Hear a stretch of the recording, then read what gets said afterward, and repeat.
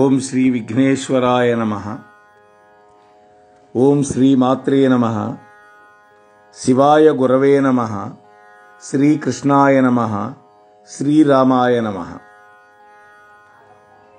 నమః శివాభ్యాం నవయవ్వనాభ్యాం పరస్పరాశ్లిష్టవపుర్ధరాభ్యాం నగేంద్రకన్యా వృషకేతనాభ్యాం నమో నమః శంకర పార్వతీభ్యాం.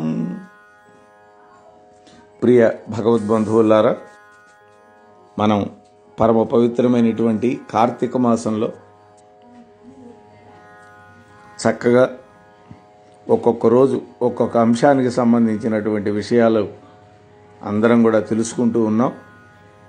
ఈ రోజున శివాలయంలో సేవ చేయడం అనే అంశం మీద ముందు మాట్లాడుకుందాం. మామూలుగా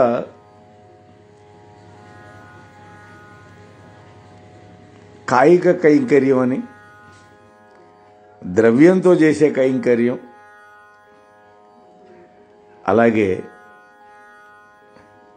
మానసిక కైంకర్యం. కైంకర్యం అంటే సేవ. మనలో చాలామంది ఆలయాలకు వెళుతుంటాం. రోజు వెళ్తాం దగ్గరలో ఉంటే, లేకపోతే కనీసం వారానికి ఒక్కసారైనా సరే, లేదు అలా కూడా కుదరకపోతే పర్వదినాల్లో ఉత్సవాలు జరిగే సమయంలో ఆలయాలకు వెళ్ళి అక్కడ దర్శనం చేసుకొని వస్తూ ఉంటాం కదా. మనకి ఇంకేదైనా మొక్కుబడులు ఉంటే తీర్చుకుంటూ ఉంటాం. అలాగే తిరుపతి, శ్రీకాళహస్తి ఇటువంటి గొప్ప క్షేత్రాలకు వెళ్ళినప్పుడు అక్కడ ఏదైనా ఆర్జిత సేవలు కూడా జరిపించుకుంటూ ఉంటాం. అవకాశాన్ని బట్టి సమీపంలో ఉండేటువంటి ఇతర ఆలయాలను కూడా మనం సందర్శిస్తుంటాం. అలాగే సందర్శనీయమైనటువంటి స్థలాలు కూడా వెళ్ళి చూస్తూ ఉంటాం. కొన్ని చోట్లయితే క్షేత్రంలో నిద్ర చేస్తే మంచిది అని మనం అక్కడికి వెళ్ళి నిద్ర చేస్తూ ఉంటాం. ఉదాహరణకి మనకి నెల్లూరు దగ్గరలో మరి అమ్మవారి యొక్క క్షేత్రం ఉంది, జొన్నవాడ అని. అక్కడ చాలామంది ఆ చుట్టూతా ఉండేటువంటి ఆ మంటపాల్లో రాత్రుళ్ళు నిద్ర చేస్తారు. ఎందుకంటే ఆ క్షేత్రంలో నిద్ర చేస్తే మంచిది అని. అలాగే కాశీ క్షేత్రం వెళితే 9 రోజులు తల్లి గర్భంలో 9 నెలలు ఉంటాం కాబట్టి 9 రోజుల పాటు 9 రాత్రుళ్ళు నిద్ర చేయాలి అని మన వాళ్ళు పెద్దవాళ్ళు చెబుతారు. కానీ మనం ఆలయాలకు వెళ్ళి ఇంకా ఎన్నో సేవలు స్వయంగా ఆచరించి అక్షయమైనటువంటి ఫలితాలు పొందొచ్చు. కేవలం దర్శనం కాదు. ఎట్లా? శివాలయం నిర్మాణం అంటే మనం ఒక్కళ్ళమే చేయలేము. ఏదో గ్రామంలో శివాలయం పునరుద్ధరణ చేయటమో లేకపోతే కొత్త శివాలయం కట్టడమో జరుగుతోంది. అక్కడికి వెళ్ళి మన ద్రవ్యాన్ని అక్కడ సమర్పించామనుకోండి, అది పుణ్యమే.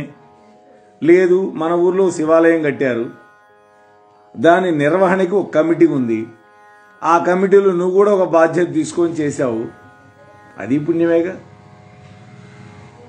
ఇప్పుడు మనకి ఈ చీరాల్లోనే ఆరామక్షేత్రంలో అన్నపూర్ణ సమేత కాశీ విశ్వేశ్వరుని మనం పెట్టుకొని చక్కగా కార్యక్రమాలు చేసుకుంటున్నాం కదా.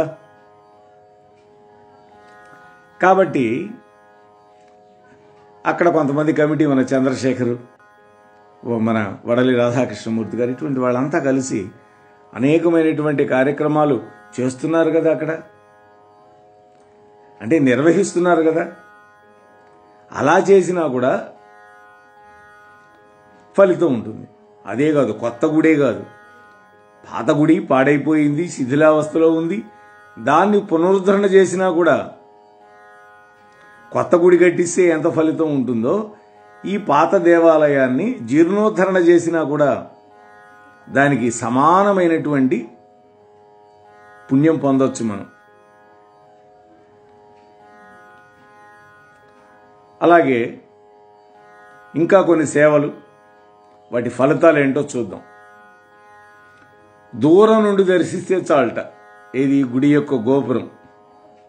అంటే మనం ఎక్కడికో పని మీద వెళుతున్నాం, గుళ్ళోకి వెళ్ళే అంత సమయం లేదు, కానీ ఆ గుడి గోపురం ఉంటుంది, దాని మీద కలశం ఉంటుంది.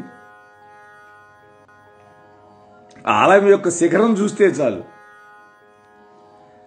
మనం ఏం చేస్తాం? వెంటనే 2 చేతులు ఒకదానికోటి కలిపి శిరస్సున పెట్టి నమస్కరిస్తాం. అదే కదా మనకి చిన్నప్పటి నుంచి మన పెద్దవాళ్ళు నేర్పించినటువంటి ధర్మం. దానివల్ల మనకి ఎంత పుణ్యం వస్తుందో తెలుసా?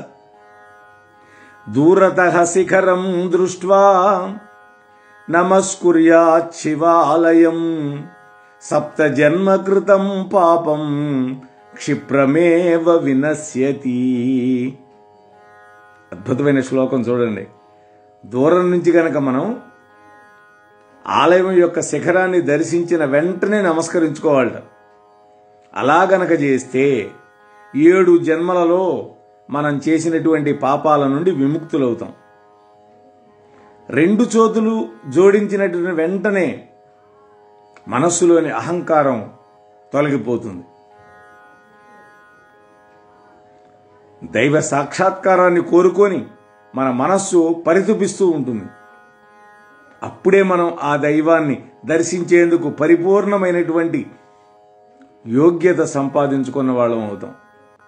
అంటే దైవ సాక్షాత్కారం కోరుకున్నాము అంటే మన మనస్సులో ఉంటే నేను, నాది అనే అహంకార మమకారాలని తొలగించుకోవాలి. ఆ తొలగించుకుంటే భగవంతుడి యొక్క దివ్యమైన భవ్యమైన దర్శనం చేసుకోవడానికి మనం యోగ్యత సంపాదించిన వాళ్ళం అవుతాం.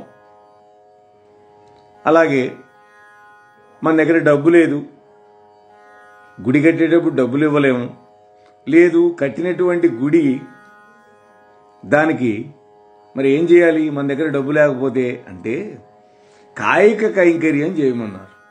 అంటే శరీరంతో సేవ,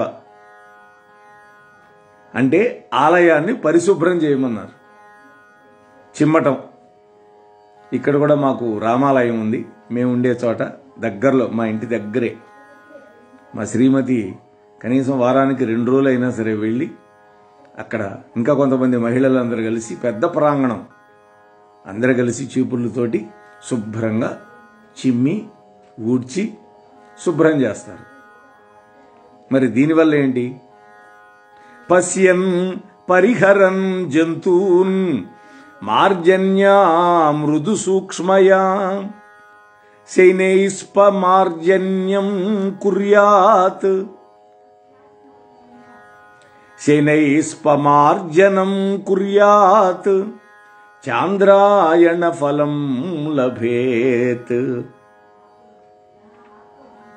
అంటే పరిశుభ్రమైనటువంటి మనస్సు ఉంటే పరమేశ్వరుడు దర్శనం లభిస్తుంది అని మనం భావిస్తాం కదా. మనస్సు పరిశుభ్రంగా ఉండాలి అనుకుంటున్నాం తప్ప మనం వెళ్లే గుడి కూడా పరిశుభ్రంగా ఉండాలి అనే భావన ఉండాలిగా. అందుకని భగవంతుడు నిలయమై ఉన్నటువంటి కొలువై ఉన్నటువంటి శివాలయానికి మనం వెళ్ళినప్పుడు అక్కడ గనక అపరిశుభ్రంగా ఉంటే,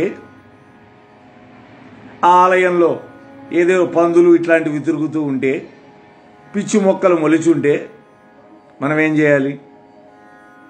అప్పుడు మనం అక్కడ ఉన్నటువంటి ప్రాణులు పశువులను కొట్టకుండా కేవలం చప్పట్లు చరుస్తూ నోటితోటి అదిలిస్తూ వాటిని బయటికి పంపాలి. ఆ తర్వాత మెత్తటి చీపురు తీసుకొని పరిశుభ్రం చేయాలి. అలా చేస్తే ఏమిటి ఫలితం అంటే చాంద్రాయణ వ్రతం చేసినటువంటి ఫలితం వస్తుందన్నారు. చాంద్రాయణ వ్రతం అంటే ఏంటి? చంద్రుడు కళలు ఉంటాయి కదా, పాడ్యం రోజు 1 ముద్ద, విదే రోజు 2 ముద్దలు, అలా పెంచుకుంటూ పోవడం.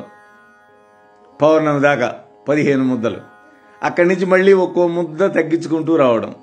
అమావాస్య రోజు ఏముండదు. ఇక ముద్ద అన్నాడు కదా అని తాటికాయ అంత ముద్ద చేసుకొని మింగటం కాదు,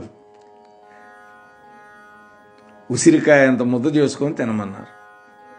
అలా గనక చేస్తే కొన్ని సంవత్సరాల పాటు ఎంత ఫలితం వస్తుందో ఆ చాంద్రాయణ వ్రతం చేయటం వల్ల, ఈ గుడిని శుభ్రం చేసి ఆ గుడిలో ఉండేటువంటి ఆ జంతువుల్ని బయటికి పంపించేసి శుభ్రం చేస్తే అంత ఫలితం వస్తుంది అని మనకి శాస్త్రం చెప్పింది.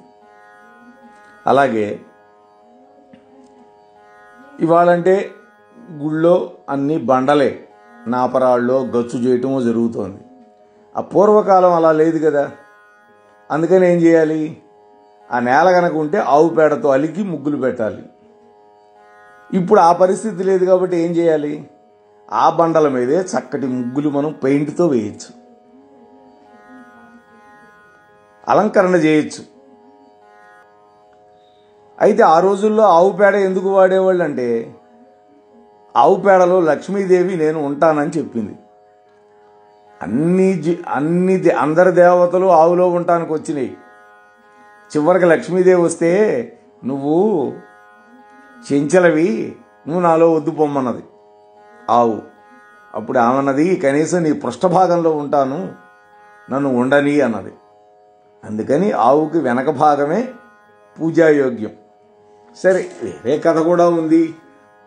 ఆ బ్రహ్మ విష్ణుమూర్తి ఆ శివలింగం ఆవిర్భవించినప్పుడు కథ కూడా ఉంది దానికి.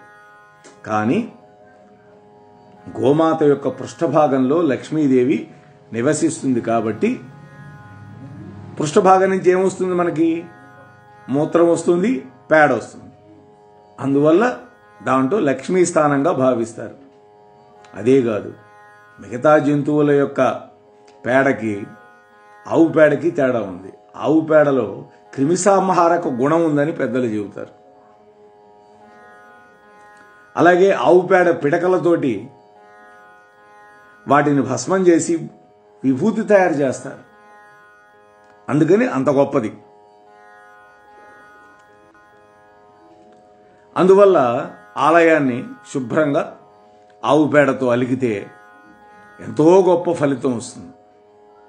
ఆ ఆవు పేడ నుంచి ఆవుల నుండి సేకరించాలి. లేదా మన ఇంట్లో ఆవులుంటే ఆ ఆవుల నుంచి తీసుకురావాలి. లేదా పవిత్రమైన చోటు నుంచి తేవాలి, ఆ గోశాలలో నుంచి. అంతేగాని ఏదో రోడ్డు మీద పడిపోయినవి అవన్నీ పట్టకరాకూడదు. ఆ పేడను కూడా పైభాగం కింద భాగాన్ని వదిలేయాలి. ఎందుకని, కింద భూపతనమైంది, పైన ఎండకి ఇదైపోతుంది. అందువల్ల ఆ మధ్యలో ఉండేటువంటి శుద్ధమైనటువంటి మలినం కానటువంటి ఆవు పేడ తీసుకోవాలని స్పష్టంగా చెప్పారు పెద్దలు. అలాంటి గోమయంతో శివాలయం యొక్క పరిసర ప్రాంతాన్ని చక్కగా అలికితే, లేదా అలకటానికి అవకాశం లేదు, అప్పుడు ఏం చేయాలి, ఆవు పేడను నీళ్లలో కలిపి కళ్ళాపిగా చల్లటం. మనం ధనుర్మాసంలో కళ్ళాపి చల్లుతాం కదా, అలాగే చల్లితే తమ పూర్వీకులు తరించిపోతారు. వాళ్ళు డైరెక్ట్గా గోలోకం వెళతారు. గోలోకంలో ఎవరుంటారు, కృష్ణుడు రాధాదేవి ఉంటారు. బ్రహ్మలోకం కూడా మిగతా 14 లోకాలు ప్రళయకాలంలో నశించిపోతాయి. కానీ శాశ్వతమైనది బ్రహ్మలోకం, శ్రీకృష్ణ శాశ్వతమైనది గోలోకం. అక్కడ శ్రీకృష్ణ పరమాత్మ రాధాదేవితో కలిసి ఉంటాడు. అలాంటి చోటకి చేరుకుంటారు. అంటే శాశ్వతత్వం వస్తుంది వాళ్ళకి. అలాగే చక్కగా రంగవల్లులు అంటే ముగ్గులు 5 రంగులతోటి కనుక అలంకరిస్తే ఆ గుడి ప్రాంగణం ఎలా ఉంటుంది, చూడగానే ఆకర్షణీయంగా ఉంటుంది. అలా చేసిన వాళ్ళు కూడా వాళ్ళ కుటుంబ సభ్యులతోటి సిరి సంపదలతో తొలతూగుతారు. అంటే వాళ్ళకి లోటు ఉండదు, ద్రవ్యానికి ధనధాన్య సంపద వాళ్ళ ఇంట్లో సమృద్ధిగా ఉంటుంది. మరి రంగురంగుల పూలతోటి మాలలు తయారు చేసి ఆ శివుడికి అలంకరిస్తే, పార్వతీమాతకు అలంకరిస్తే ఏమిటి ప్రయోజనం అంటే, ఆలయంలో తోరణాలకి, గోడలకి, అలాగే మంటపాలకి, స్తంభాలకి చక్కగా పూలతోటి అలంకరించడం, అదొక గొప్ప సేవ. పూలమాల తయారు చేశాము, చక్కగా ఆ స్తంభం చుట్టూ తిప్పాము, తోరణాలుగా మంటపాల్లో కట్టాము. అద్భుతమైన అలంకరణ అది. అలా గనక చేస్తే అలాంటి వ్యక్తి రుద్రలోకం చేరుతాడని చెప్పారు. సాక్షాత్తు రుద్రుడి దగ్గరికి వెళ్ళిపోతారు. యావద్దస్తా భవేద్ భూమికి సమంతాదుపశోభిత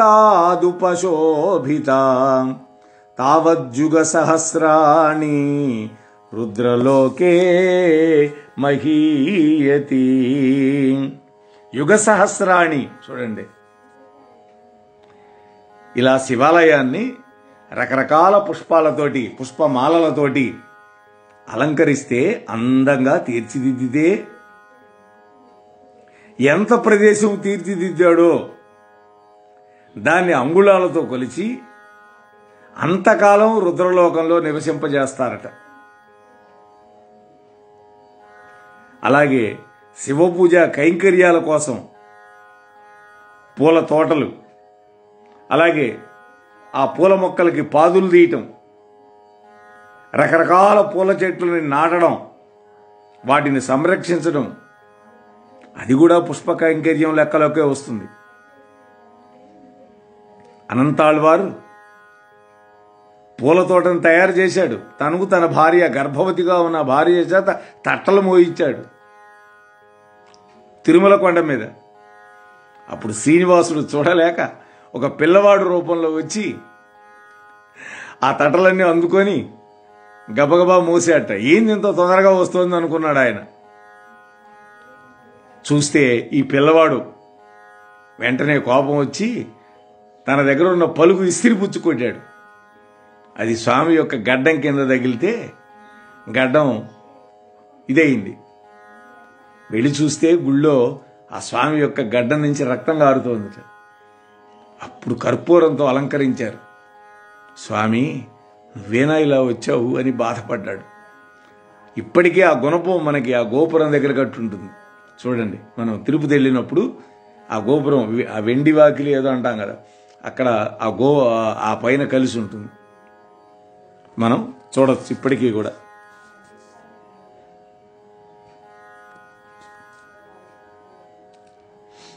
కాబట్టి పుష్ప కైంకర్యం అనేది అంత గొప్పది అని మనం ఇప్పుడు తెలుసుకున్నాం. ఇంకా తర్వాత ఆలయాన్ని నీటితోటి శుభ్రంగా కడిగి నీట్గా కనుక తుడిస్తే ఏమిటి మనకి అనేది కూడా మనం చూద్దాం.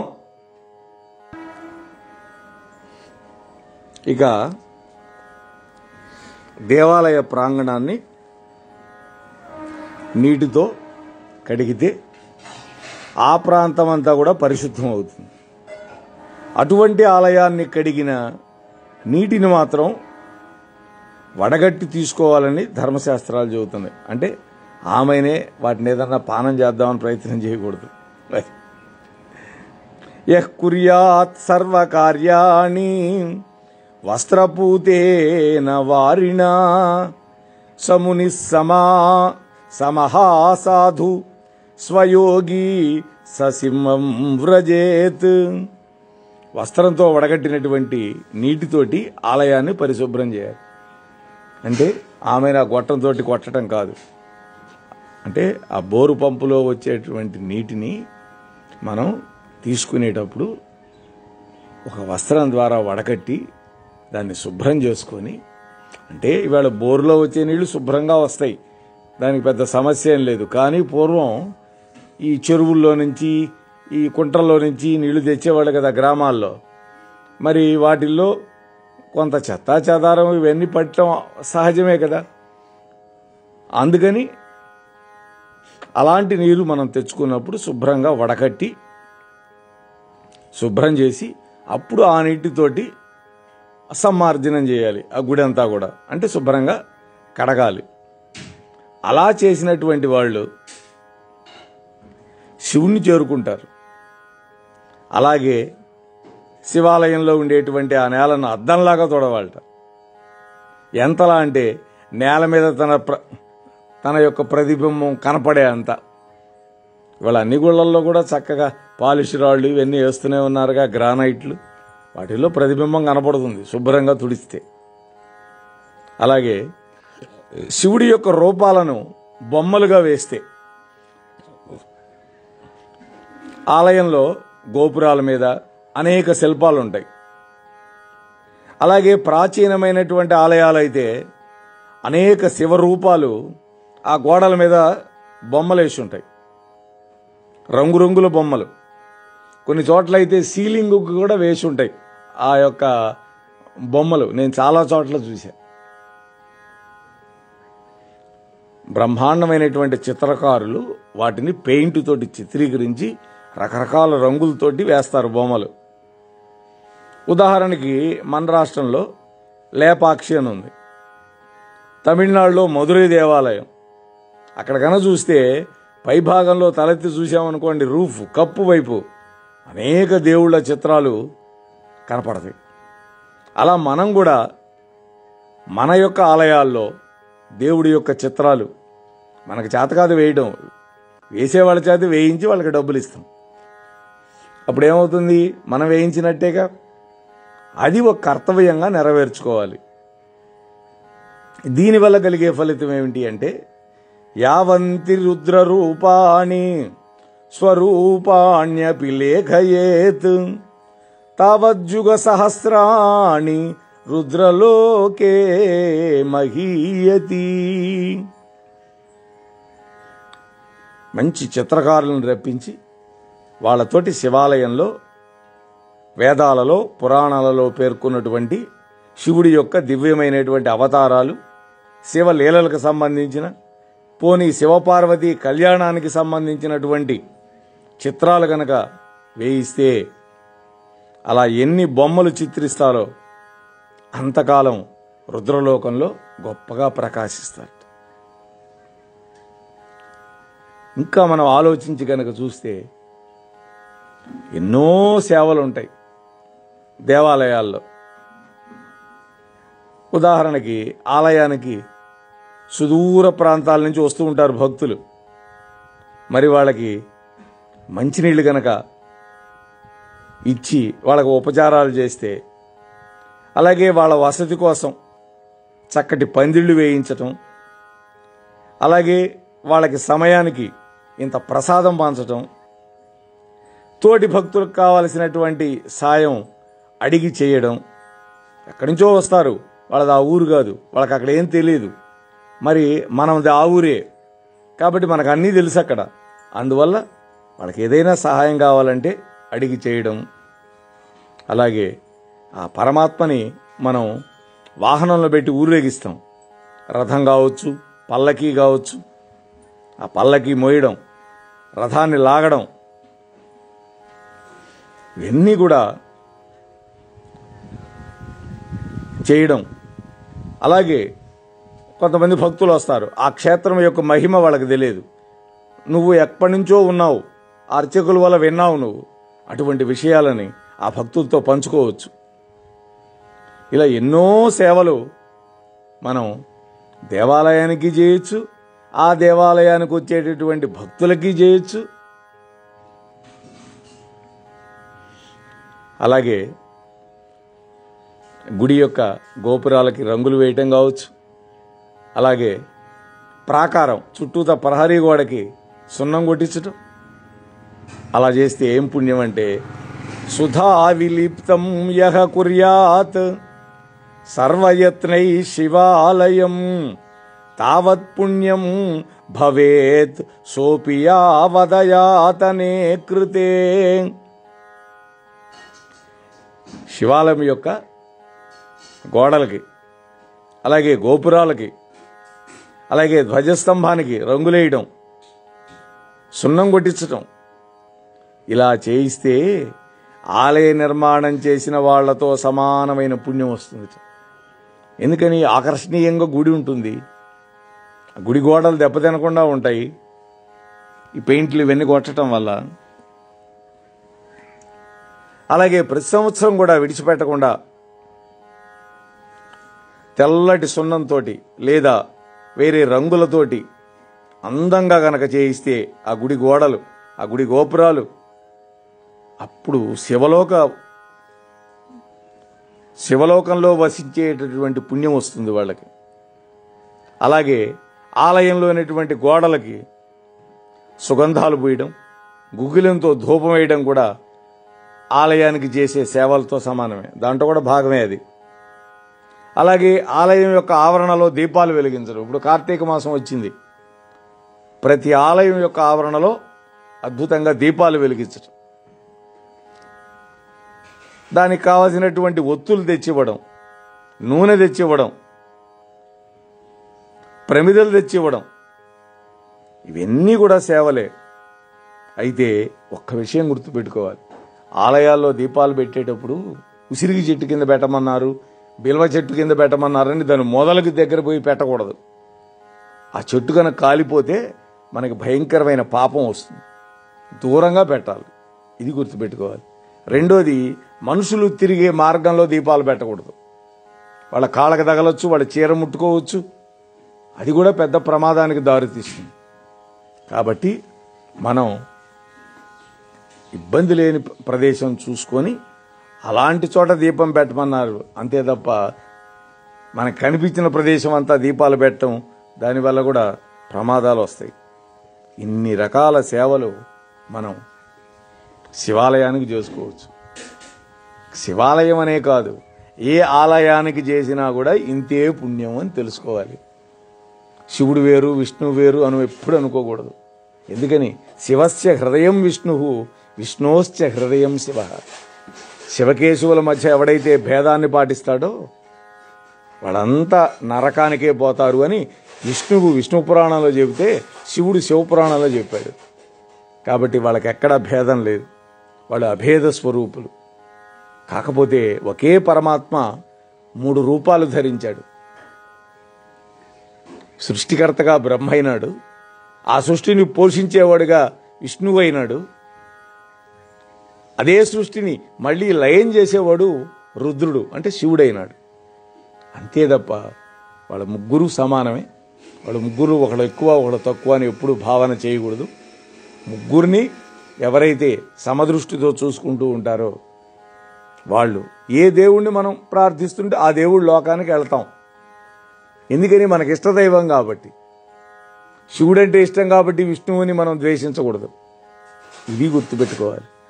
ఇలా ఈ కార్తీక మాసంలో ఇలాంటి సేవలన్నీ చేసి, వీటిల్లో ఒక్క సేవ అయినా చేసి మనం మన జన్మలని సార్థకం చేసుకుందాం అని ఈ సందర్భంగా మీ అందరితోటి మనవి చేసుకుంటూ స్వస్తి. ఇంతవరకు మన ఛానల్కి ఎవరైనా సబ్స్క్రైబ్ చేసుకోకపోతే ఇప్పుడే ఈ క్షణమే సబ్స్క్రైబ్ చేసుకుని ఆ పక్క నుండి బెల్ బటన్ మ్రోగించి మమ్మల్ని ప్రోత్సహిస్తారని మనస్ఫూర్తిగా కోరుకుంటూ